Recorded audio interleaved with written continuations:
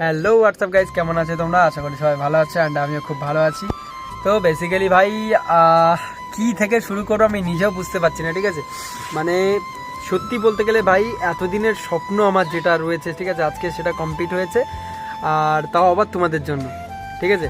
মানে বেসিক্যালি ভাই যে আমার প্রথম টার্গেট ছিল যে মানে টার্গেট তো সবসময় বড় থাকে, আমার প্রথম টার্গেট ছিল যে মানে ভাই ফার্স্ট আমি 1K কমপ্লিটটা করবো। তো ভাই ড্রিম মানে ভাই কি বলবো, যে তোমরা যে আমাকে এত এত সাপোর্ট করেছো আর এত এত তোমরা যে আমাকে ভালোবাসা দিয়েছো, যে কি বলবো তোমাদেরকে।